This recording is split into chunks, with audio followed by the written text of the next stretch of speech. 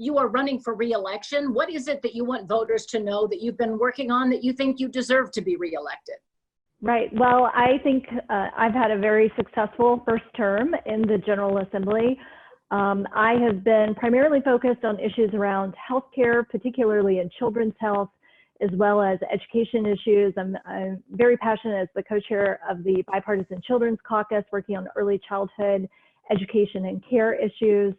And then I've also spent a lot of time working on issues around economic growth and development, particularly, I think, what I call issues that impact 21st century working families, things like paid family leave and equal pay for equal work, and really making sure that Ohio is a place where children now want to grow up and stay here and raise their families here and build businesses here for the future.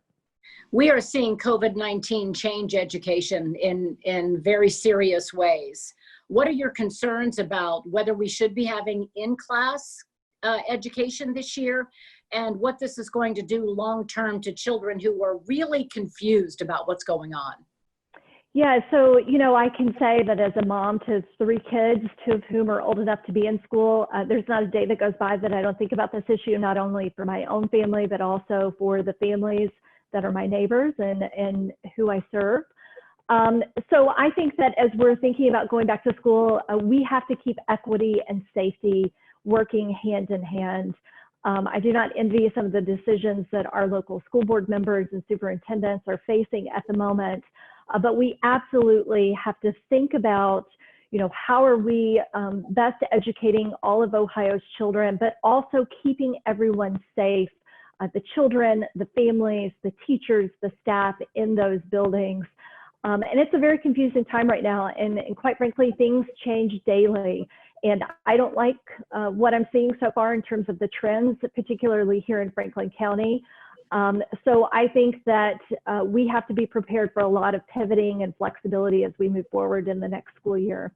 You were part of that wave that we are seeing in suburbs, with Democrats being elected, with women having more influence at the polls. Do you anticipate that trend is going to continue, especially in a presidential election year? Yes, I fully anticipate that trend will continue.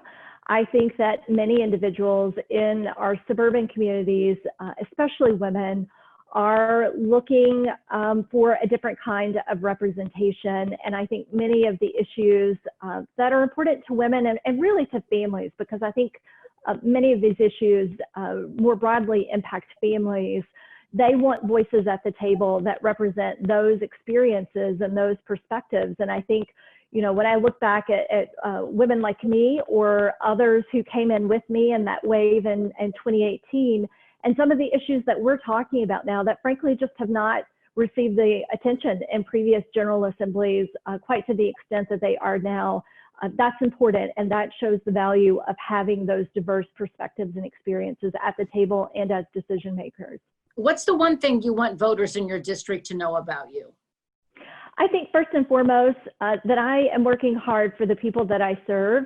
And I think every single day about my neighbors and my constituents and my decisions that I am making at the State House. And I want to continue to do that and to be that voice for them. All right. Thank you very much for being with us.